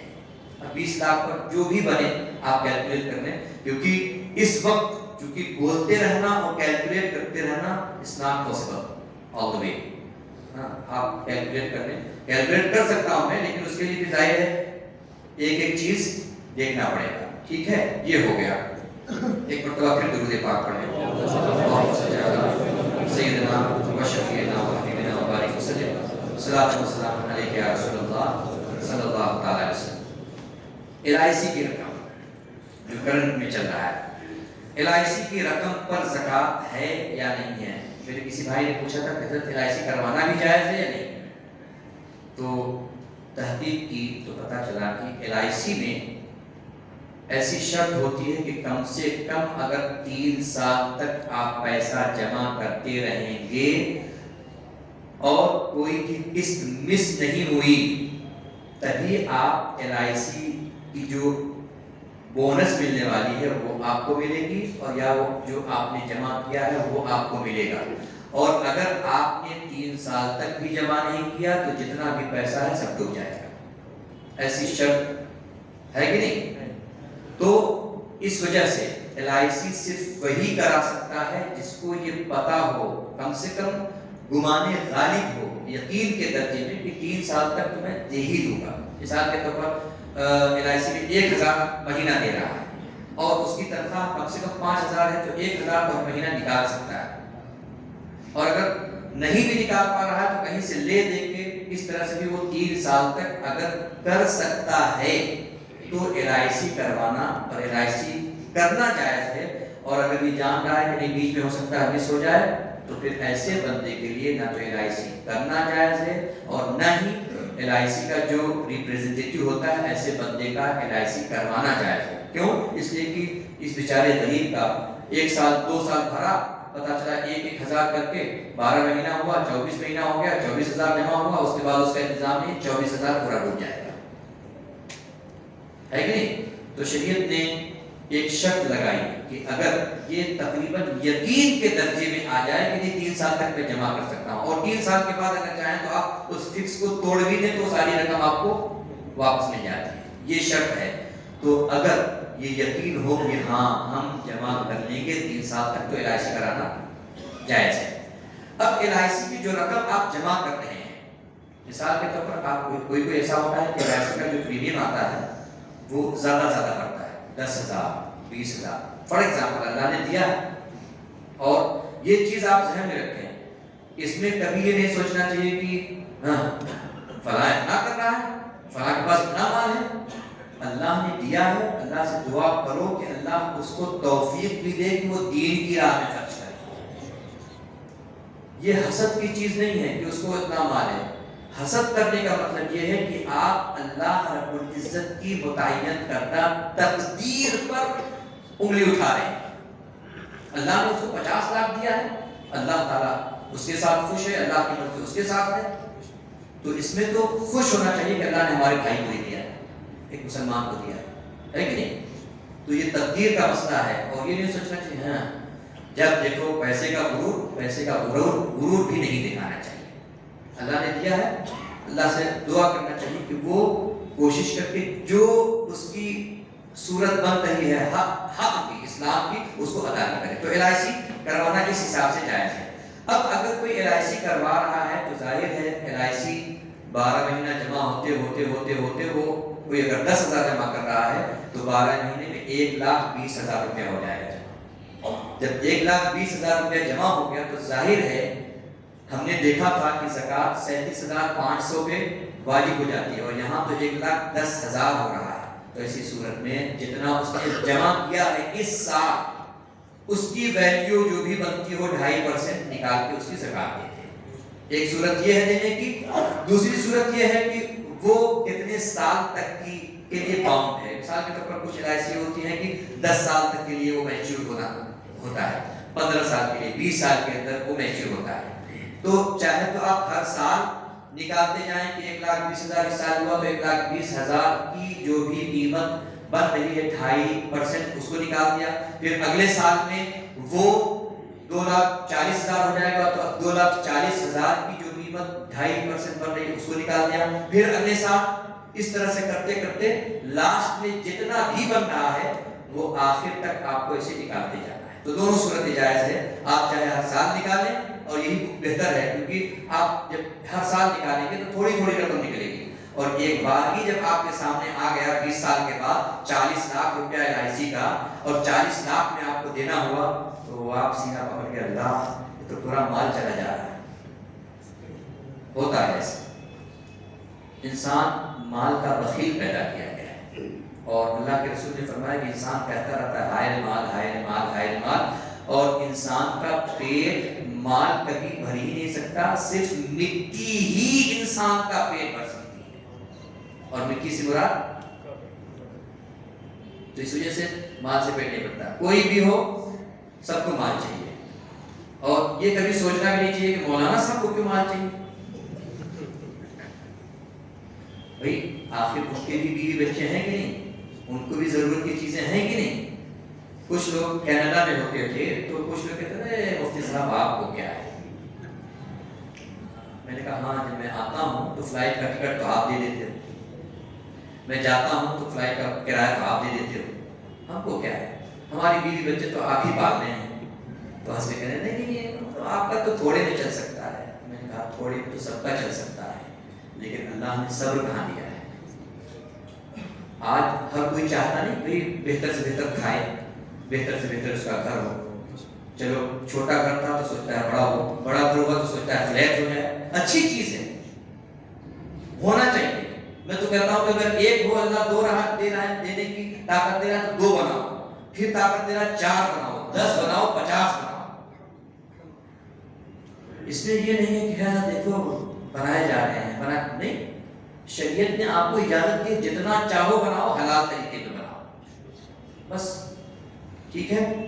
تو یہ تو LIC کا مسئلہ ہوا. اب ذرا سا FD اور PF, فکس ڈپوزٹ اور PF, کیا اس کا فل فارم ہے؟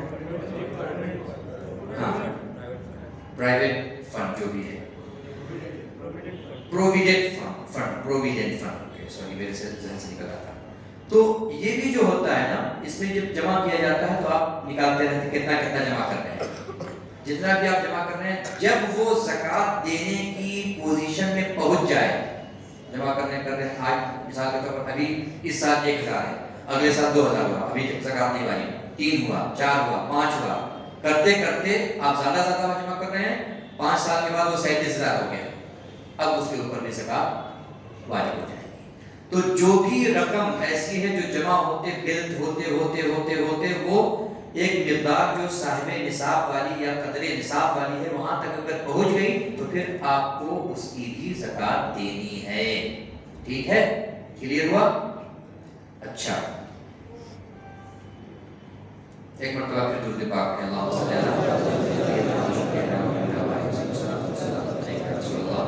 सल्लल्लाहु अलैहि वसल्लम। एक किसी भाई ने पूछा था और उसकी तहकीक की गई तो माशाअल्लाह बड़ी खुश आइंद बात सामने आई। किसी भाई ने पूछा था कि हजरत जो बैंक से इंटरेस्ट मिलता है, गवर्नमेंट का ही सारा बैंक है इस वक्त फिलहाल, क्योंकि आरबीआई ने सबको अपने कब्जे में करके रखा है, कोई भाग के जा नहीं सकता, सब गवर्नमेंट के ही तहत में है। कुछ पर्सनल होते हैं तो पर्सनल की बात नहीं है, क्योंकि अपना जाती तौर पर बैंक खोल के बैठ जाए तो उसमें तो हम कहेंगे भी नहीं कि आप उसमें कुछ जमा करो, क्योंकि अगले दिन भागने के चांसेस होते हैं।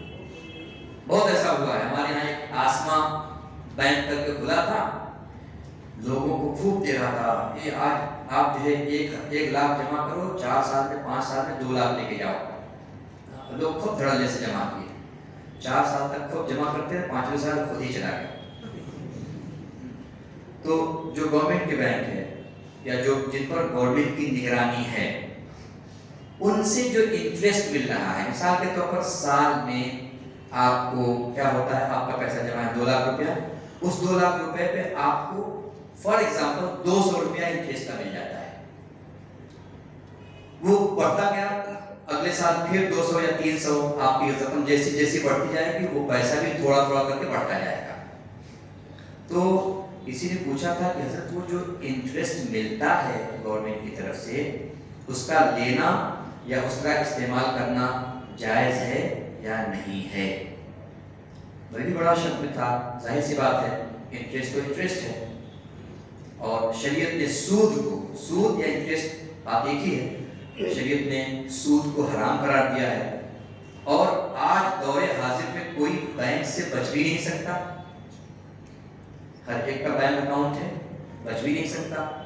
गोया ये सूरत ऐसी हुई कि किसी भी सूरत में आप बच ही नहीं सकते थे, और आप चाहें ना चाहें वो आपके उसमें ऐड हो ही जाएगा। आप चाहें लेना ना चाहें, वो उनका हिसाब है कि 2 लाख है तो इतना परसेंट उसमें ऐड कर देंगे, आपको पता भी नहीं चलेगा कभी कभी कि हमारे पास कुछ रकम ऊपर से आ गई, पता भी नहीं चलेगा। तो जाहिर है ये बड़ा गुंजलक मसला था कि आखिर इसका क्या किया जाए। हमारे माल में मिल गया और फरमाया गया कि जिस माल में सूद की आमेजिश हो जाए तो फिर वो माल हलाल होने के करीब होता है। तो ऐसी सूरत में हमारा सारा माल हलाल होने के करीब था। जब तहकीक की तो पता चला, और इसमें वाज़ेह ये हुआ कि देखें, हम जो भी चीज़ें खरीदते हैं,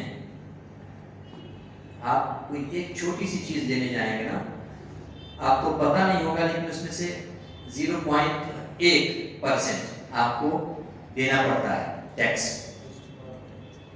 आप एक छोटी सी चीज लेने जाएंगे, वो देना पड़ता है, वो गवर्नमेंट के खाते में जाता है, आपको पता भी नहीं है वो जा रहा है, और फिर ऐसे ही आपको पता भी नहीं वो आ भी रहा। बताया ये गया कि हम दरअसल अपनी गवर्नमेंट के रियाया की तरह है। जिस तरह से रियाया होती है और पूरी गवर्नमेंट, पूरी सल्तनत पूरी रियाया की देख रेख करती है, इसी तरह से हम और आप रियाया की तरह हैं, और रियाया को यह हक होता है कि हुकूमत का माल अगर उसको मिल रहा है तो उसको ले ले। आपकी कोई जोर जबरदस्ती नहीं है, हुकूमत अपनी रियाया को, ये और बात है कि वो कहे कि दे रही कि इंटरेस्ट है, लेकिन वो आपके लिए इंटरेस्ट नहीं है। उसको एक मिसाल से समझें आप, किसी ने आपको शरबत दिया, शरबत में रमजान इफ्तार के बाद अभी नहीं, और उस शरबत में शक्कर डाला, रूह अफ़ज़ा डाला, और ये डाला, वो डाला, और बर्फ डाला, और ठंडा बनाया, उसके बाद फिर कहा लो शराब पियो। तो ये बताओ कि क्या सिर्फ ये कह देने से कि लो शराब पियो उसका पीना नाजायज हो जाएगा? नहीं, क्योंकि वो शराब है ही नहीं, वो तो शरबत है।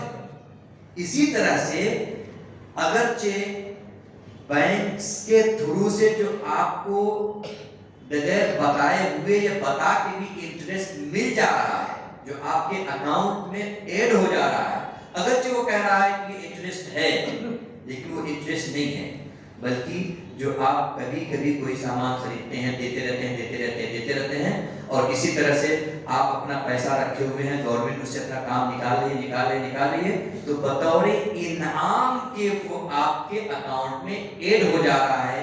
یہ اور بات ہے کہ وہ انٹرسٹ کہہ رہے ہیں اس کو، لیکن وہ انٹرسٹ نہیں ہے بلکہ وہ ایک انعام ہے جو آپ کو مل رہا ہے۔ جب ظاہر ہے جب وہ انعام ہو گیا تو اگر یہ انعام بڑھتا جائے، اب توجہ دیں، آپ کے پاس 2 لاکھ تھا فار ایگزامپل، وہ انعام آپ کو 2000 ملا انٹرسٹ کی صورت میں، آپ کے پاس 50 لاکھ روپیہ تھا، وہ انعام آپ کو 5000 مل گیا، 1 کروڑ تھا، وہ انعام انٹرسٹ کی صورت میں آپ کو ہوتے ایک وقت وہ آیا کہ 37,000 ہو گیا۔ تو پھر ایسی صورت میں اس انعام کو بھی آپ زکوٰۃ کے شعبے میں لے آئیں اور اس کی بھی زکوٰۃ آپ کو دینا ہے۔ بات کلیئر ہوئی؟ میں سمجھ رہا ہوں کہ باتیں کلیئر ہو رہی ہیں الحمدللہ۔ ٹھیک، ایک بھائی نے، یہ تو ہو گیا، ایک بھائی نے پوچھا تھا کہ حضرت یہ بینک سے، اے بیٹا بیٹھ جاؤ بس 5 منٹ، اگر استنجا وغیرہ کے لیے جانا ہے تو ماشاءاللہ کوئی بات نہیں ہے، ورنہ نیند آپ سے زیادہ مجھے لگی ہو جائے۔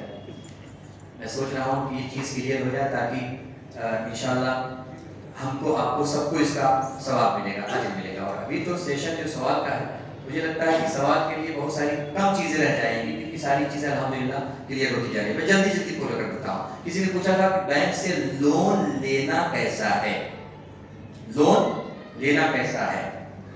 اچھا، یہ یاد رکھیں کہ بینک سے لون جب بھی آپ لیں گے اس کی اکثر صورتیں ایسی ہوتی ہیں کہ اس میں آپ کو انٹرسٹ دینا پڑتا ہے، انٹرسٹ دینا پڑتا ہے، اور یہ یاد رکھیں کہ اگر اس طرح سے انٹرسٹ دینا پڑے تو شریعت آپ کو اس کی اجازت نہیں دیتی ہے۔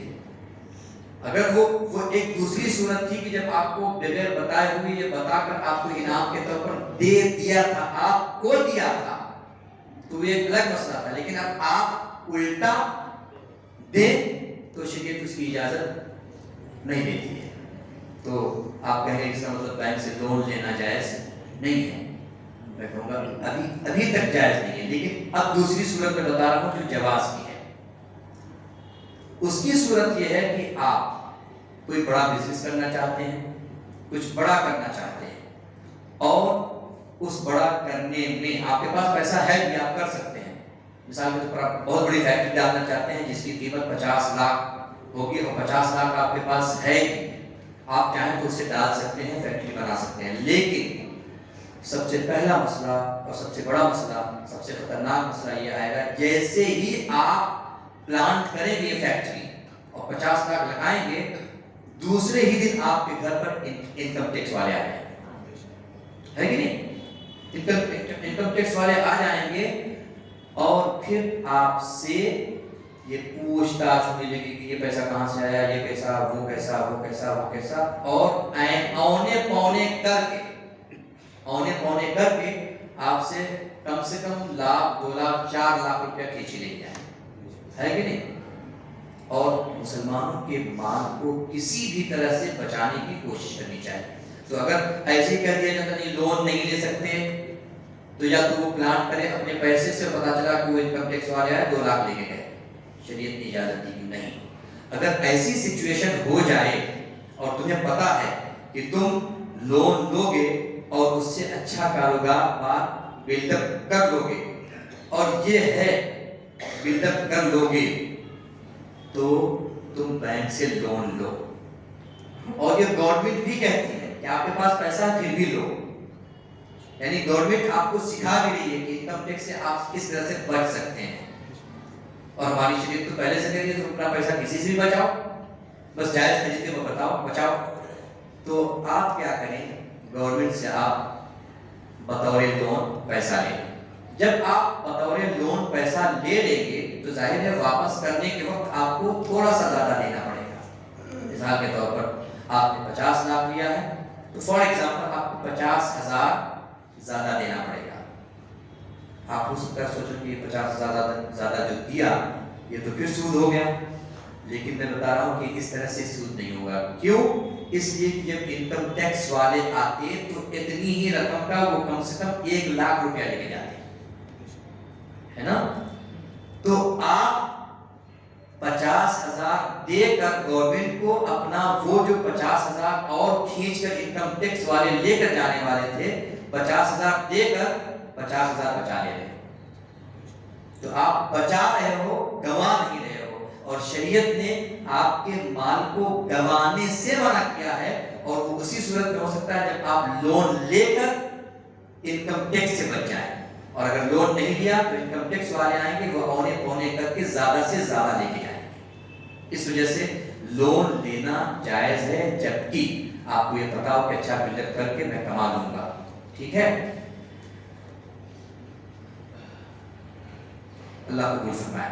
ایک مسئلہ اور آیا تھا, کسی بھائی نے پوچھا تھا, غالباً ایک بچہ مجھ کو لے کے گیا تھا وہاں پہ کہیں درگاہ پہ فاتحہ پڑھنے, تو اس نے ایک بات پوچھی کہ حضرت وہ ہیلتھ انشورنس بھی ہوتا ہے. ہیلتھ انشورنس میں کیا ہوتا ہے کہ آپ 5,000 10,000 یا 15,000 ایک متعینہ 1 سال کے لیے دے دیتے ہیں. اللہ نہ کرے اگر کوئی حادثہ ہو گیا تو وہ جن سے آپ انشورنس لیے ہوئے جس کمپنی سے, تو وہ کمپنی آ کر آپ کی مدد کرتی ہے اور وہ جو خرچہ ہرجانہ آیا ہے اس کو بھرتی ہے. لیکن شریعت نے اس کو اس اعتبار سے جائز نہیں رکھا ہے. کیوں؟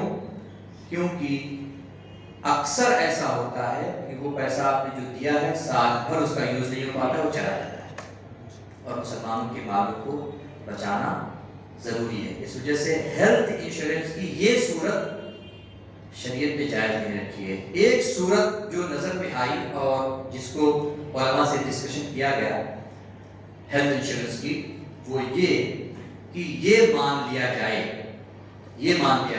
کہ ایک کہہ لیجیے کمیٹی بنی ہوئی ہے. حالانکہ وہ کمیٹی ہے نہیں, لیکن کمیٹی بنی ہوئی. ظاہر ہے کرونا کے بعد حالات ایسے ہوئے کہ لوگ اپنے مریضوں کو لے کے جا رہے ہیں صحیح و سالم. وہاں پہنچے 2 دن کے بعد ہاسپٹل والوں نے 20 لاکھ کا خرچہ پاؤتی تھما دیا. آپ کو ملا کچھ نہیں, اور اوپر سے 20 لاکھ کا اور بوجھ آپ کے اوپر آ گیا. آپ تو ویسے پریشان, اب یہ 20 لاکھ کہاں سے ہو پائے گا؟ تو ظاہر ہے اس پر غور کرنے کی ضرورت تھی. کچھ علماء کے ابھی تک اس پہ فتویٰ نہیں آیا ہے, لیکن سمجھ میں یہ آ رہا ہے, کوشش اس میں غور کرنے کی ضرورت ہے کہ ایک کمیٹی بنائی جائے, یا یہ کہ یہ مان لیا جائے تھوڑی دیر کے لیے جو جمع کر رہا ہے ہیلتھ انشورنس میں, لیکن یہ فتویٰ نہیں ہے, دھیان رکھیں گے. کل کو یہ نہ کہیں کہ مفتی صاحب نے ایسا بتا دیا تو ایسا کر سکتے ہیں. ابھی اس پر کوئی حتمی رائے علماء کی قائم نہیں ہوئی ہے. علماء کہتے ہیں کہ یہ مانا جائے کہ جو پیسہ دے رہے ہیں ہیلتھ انشورنس کے نام پر وہ سب ایک جگہ جا کے جمع ہو رہا ہے, اور ہم یہ مان رہے ہیں کہ اس میں اپنے بھی غیر بھی سب ایک فلاحی ادارے کی حیثیت سے اس جگہ کو دیکھ رہے ہیں. اب اس مال میں جس کو بھی ضرورت پڑے ہم راضی ہیں, جس کو بھی ضرورت پڑے, اگر ہم کو ضرورت پڑے تو ہم ان سب کے مال کو یوز کر رہے ہیں, اگر اس کو ضرورت پڑے تو وہ ہمارا بھی مال یوز کر رہا ہے. اس طرح کر کے جواز کی صورت نکالنے کی کوشش کی گئی ہے. یاد رکھیں, کوشش کی گئی ہے, ابھی تک جائز قرار نہیں دیا ہے. تو یہ زکوٰۃ کے حوالے سے کہہ لیجیے متول بھی تھوڑا سا پھیلا ہوا موضوع, لیکن امید یہ ہے کہ میں نے اکثر جو زکوٰۃ سے ریلیٹڈ مسائل تھے اس کو ٹچ کیا. ظاہر ہے 1 گھنٹے 2 گھنٹے میں سارے مسائل زکوٰۃ کو تو بیان نہیں کیا جا سکتا, لیکن موٹا موٹا وہ جو عام آدمی کو عام زندگی میں ضرورت ہوتی ہے اس کو ہم نے آپ کے سامنے کر دیا.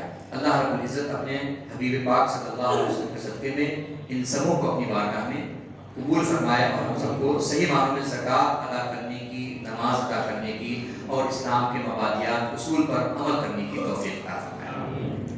اب اگر کسی کا کوئی کویشچن ہے سبحان اللہ بالکل پوچھ سکتا ہے. جی جیسا بہت سے لوگ کا ہے, کہیں کوئی کمپنی میں ڈپوزٹ جمع کر دی, ہمیں ملے شیئر, آگ سے وہ کمپنی ڈوب گئی, پیسہ پھنس گیا, نہ ملنے کا امید ہے. ہاں, آپ کا نام کیا ہے؟ محمد حنیف شاہ. محمد حنیف بھائی ماشاءاللہ بہت اچھا سوال کیا ہے. ہاں یہ میرے ذہن میں تھا اور یہ سوال ہونا بھی چاہیے تھا. اللہ آپ کو جزائے خیر دے. دراصل یہ ایک طرح سے کہہ لیجیے کہ ایک شیئر کی صورت ہے. یہ شیئر کی صورت ہے کہ ٹھیک ہے ہم کمپنی کو دے رہے ہیں, کمپنی کو فائدہ ہو تو ہمیں اتنا ملے گا, فائدہ نہ ہو تو اتنا ملے گا. کبھی یہ کنڈیشن ہوتی ہے اور کبھی یہ کنڈیشن ہوتی ہے کہ چاہے فائدہ ہو چاہے نہ ہو ہم کو تو اتنا ملنا چاہیے. سوال نہیں کیا, بہت سے ایسے شیئر کرنے سوال کیا. جب کوئی کمپنی ہے کہ چلو میں اسکریپ کا میرا دھندا ہے, یا بہت سے کارخانے والے یہاں پر ہیں بیٹھے ہیں, فرنیچر کا ہوا کہیں بھی ہوا, اب وہ شو روم میں وہ بھاری مال دیتے ہیں, اتفاق سے وہ شو روم والا ڈوب گیا, وہاں ان کا پیسہ باقی ہے.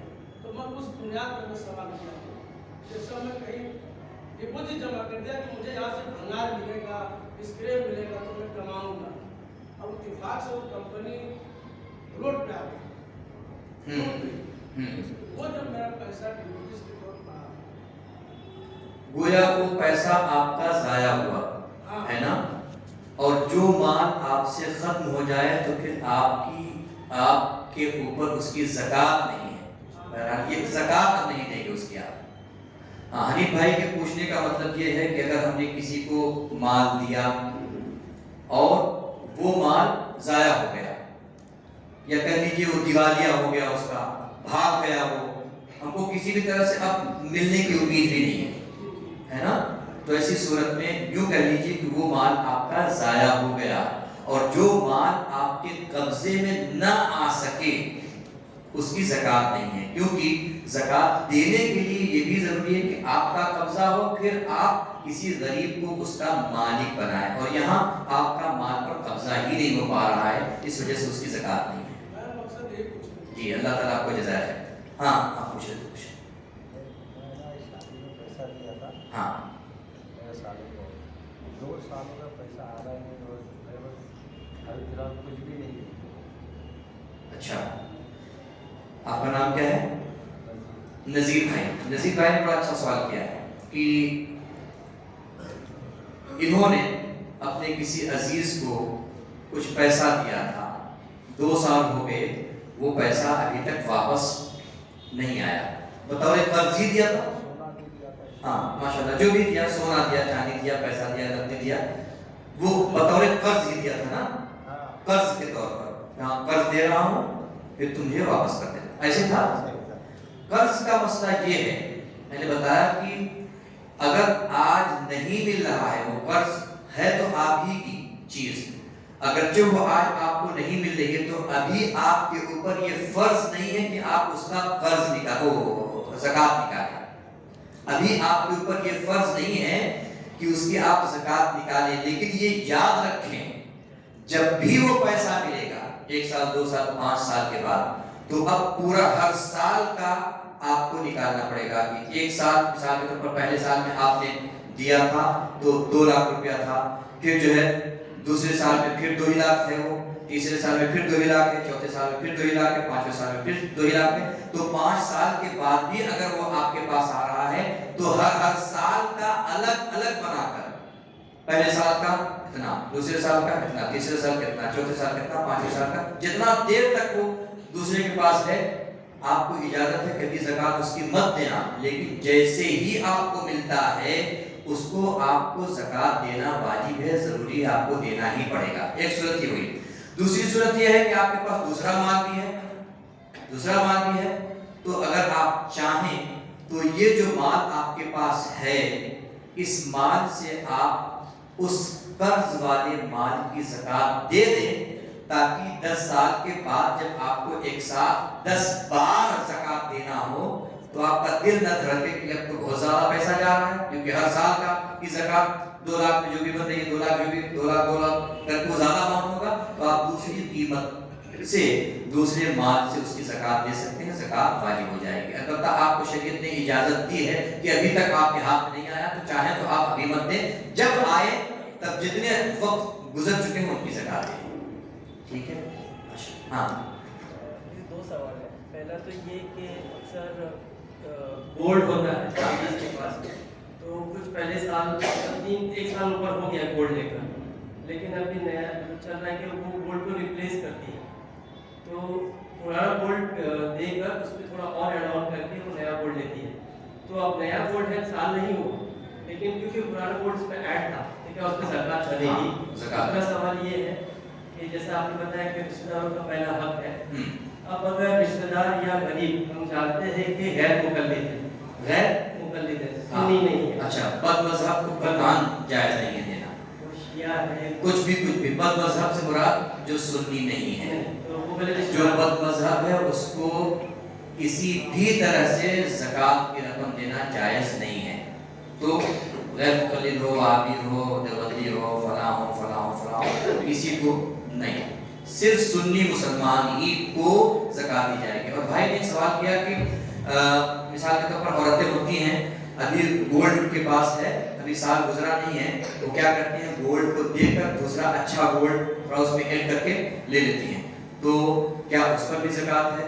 बिलाशुबा उस पर भी ज़कात है, क्योंकि पहला वाला जो गोल्ड था उसकी कीमत ही सही उसमें ऐड रहती है, और वो साल उस पर भी गुजर जाता है, तो उस पर भी ज़कात है।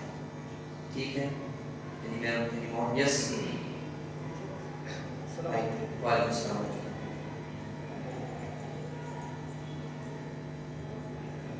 किसी के ऊपर ज़कात फर्ज है किसी के ऊपर, लेकिन उसका होम लोन है आज का, वो सोचेगा कि अपने ज़कात देने से अच्छा क्या अपना तो होम लोन कर दूं तो अमाउंट कम है, तो इसी सूरत में क्या है, होम लोन का पैसा भी इसको बोले या आपका नाम?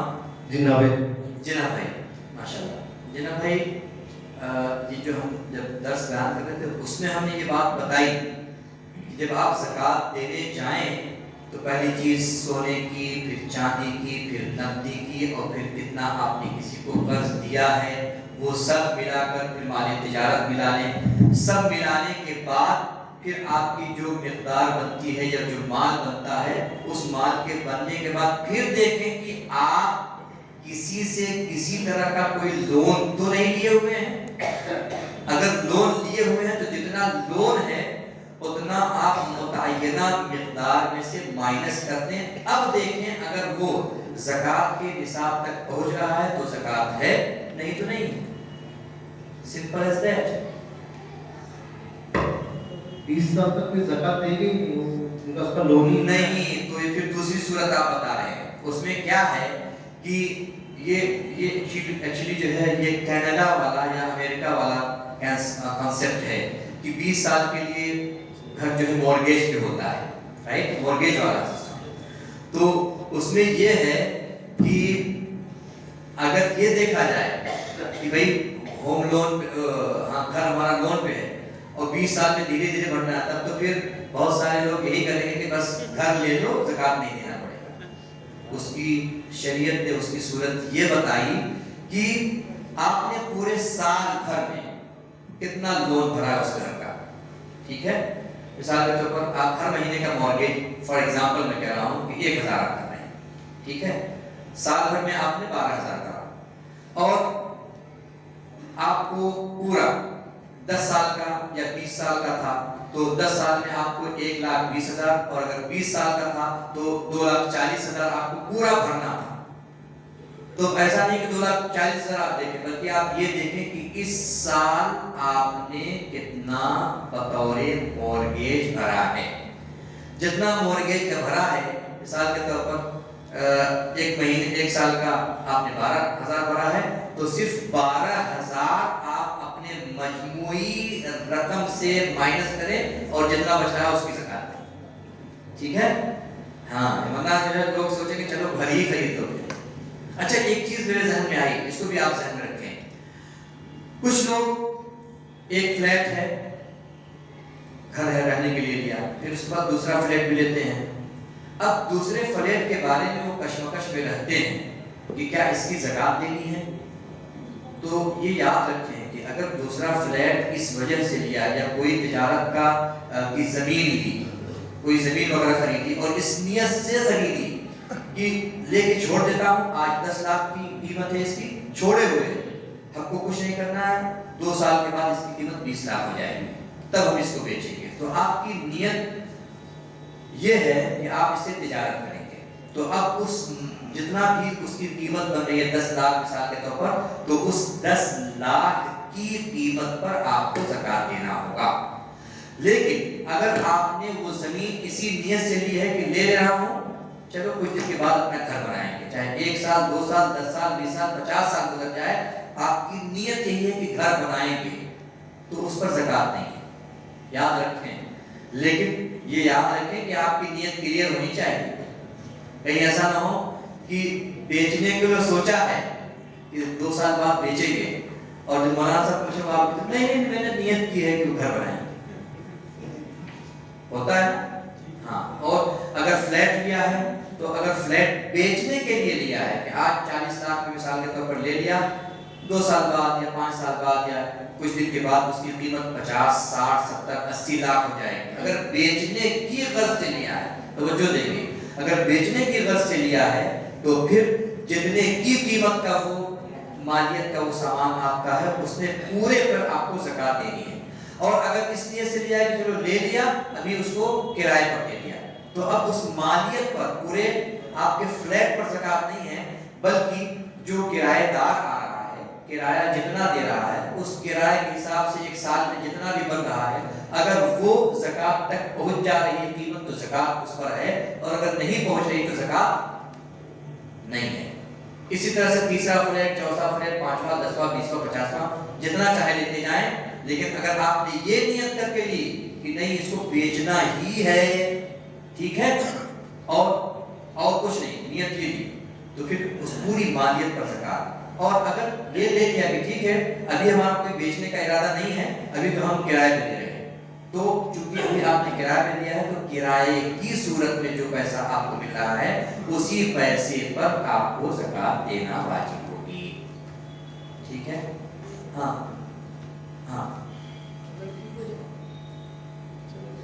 लड़की को ज़कात नहीं दे सकते, पोते को ज़कात नहीं दे सकते जी, दामाद को ज़कात दे सकते हैं जी, बहू को ज़कात दे सकते हैं जी, दामाद फकीर है और बहू भी फकीर है, हाँ। तो ज़कात का पैसा तो खिलाएगी उसी को, तो फिर वो उसका खाना कैसे? नहीं देखें, हाँ ये साहब असल में मसला क्या है, शरीयत